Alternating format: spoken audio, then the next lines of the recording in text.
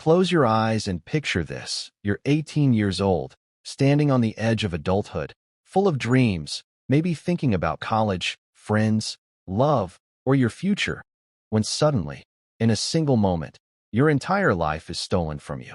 To the outside world, you've vanished, gone without a trace.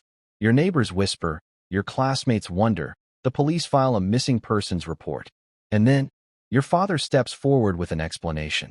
You ran away, you joined a cult, you abandoned your family. People nod, they believe him, because why wouldn't they? He's a father, he's respected, he's convincing.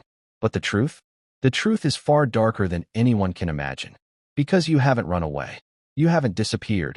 You are trapped, right beneath their feet, in a cold, windowless basement designed by the very man who should have protected you.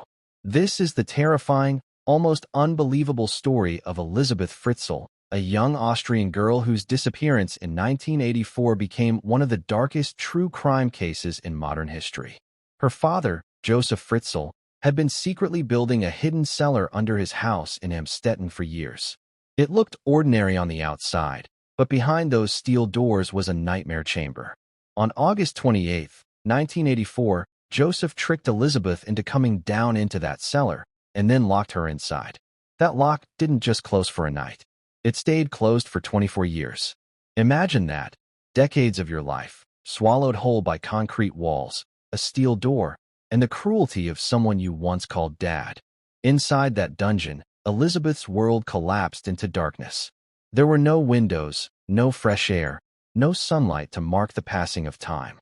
The only way she knew another day had begun was the sound of footsteps coming down the stairs, and those footsteps only ever meant more abuse, more control, more despair.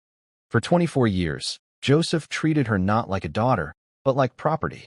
He controlled when she ate, when she slept, and he repeatedly abused her in ways too horrific to put into words. And then came the children. Over those years, Elisabeth gave birth to 7 children in that underground prison. Think about that for a second, giving birth in secret, without doctors, without hospitals, just pain, silence, and fear. One baby died just days after being born. Josef disposed of the body, as if it were nothing. 3 children were taken upstairs, introduced to the world as if Elisabeth had simply dropped them off.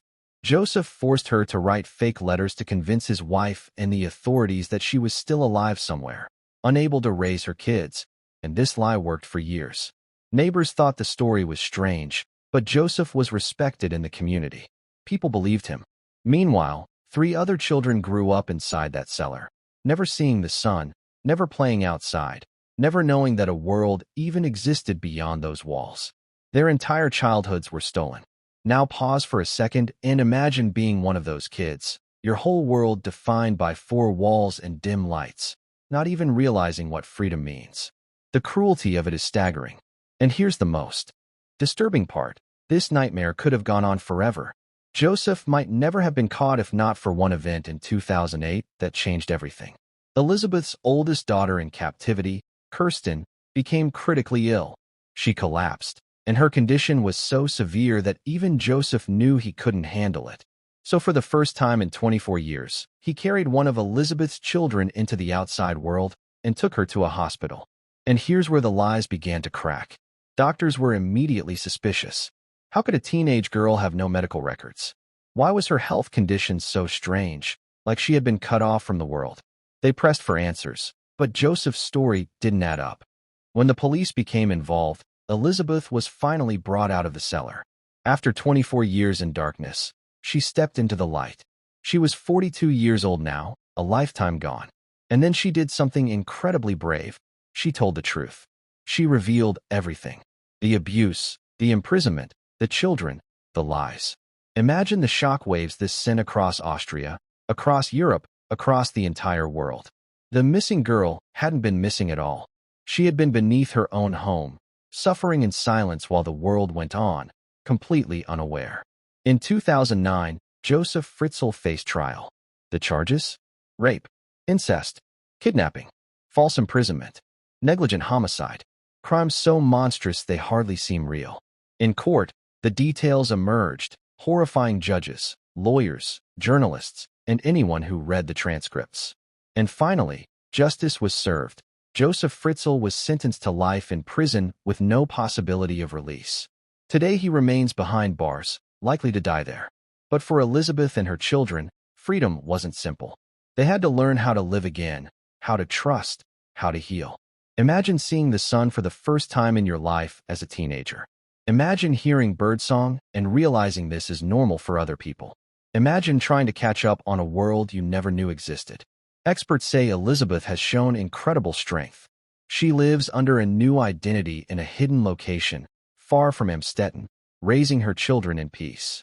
Reports suggest she has built a quiet life, trying to give them the love, stability, and normal childhood she herself was denied.